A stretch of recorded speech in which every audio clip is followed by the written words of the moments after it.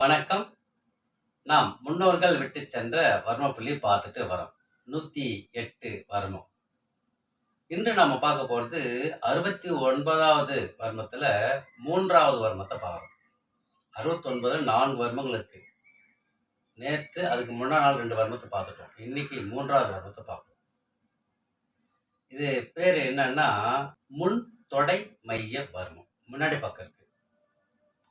இந்த இடுப்புக்கும் முட்டிக்கும் முன்பக்கத்துல மையத்துல இருக்கு. இப்போ வச்சுட்டு பாருங்க, வரல நேரா ஈஸியா வச்சுட்டு பாருங்க. இப்போ இந்த 5 விரலையும் ஒண்ணா இணைச்சிடணும். 5 விரல ஒண்ணா இணைக்கும் போது இந்த பெருவிரல் இருக்கு இல்லைங்களா, அந்த பெருவிரல 4 விரலும் தொடர மாதிரி வச்சுக்கணும். இது சமான முத்திரான்னு பேருங்க. இதாங்க சமான முத்திரா. அப்படி நேரா முன்பக்கத்துல வச்சோம்னா அந்த பகுதி தான் முன் தொடை மையம் புள்ளி. அவங்க கையில சரியா வந்துடும். வச்சுட்டு இது பிராண யோகா அந்த நிலையில செய்யலாம். வச்சுட்டோமா? இப்போ நேராக கால் இந்த ஷோல்டருக்கு நேராக கால் வச்சுட்டு அகல ஒரு அரடி கேப்பில் வச்சுட்டோமா? இப்போ முன்பத்தோட மையை வச்சுட்டு மெதுவாக உட்காந்து எழுந்திருக்கணும் பாருங்க. 1 2. இது முன் தொடை மைய வர்ம பிராண யோகா. அப்படியே ஒரு 18 எண்ணிக்கையில் இருக்கு. முன் தொடை மைய வர்ம பிராண யோகா ஒரு 18 முறை அப்படியே உட்காந்து எழுந்திருக்கணும். இதுக்கு இன்னொரு பேர் இருக்கு, துண்டு வர்மம்னு பேர். அந்த காலத்துல பெரியவங்க தலையில தலப்பா கட்டுற துண்டு இந்த தொடப்பகுதியில் தான் வைப்பாங்களாம். அதனால துண்டு வர்மம்னு ஒரு பேர் இருக்குது. மெதுவா உட்காந்து எந்திரிக்கலாம். யாரு நான் முழுதும் செய்து காட்டுறேன்னா பெரிய நன்மைங்க.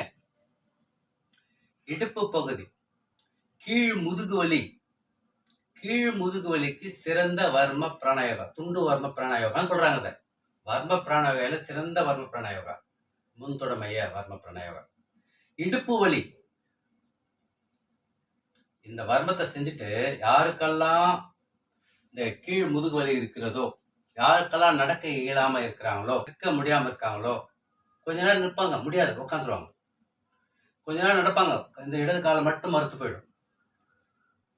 சிலருக்கு வலது கால் மட்டும் மறுத்து போயிடும். மரத்த போகுதுன்னு சொல்லுவாங்க.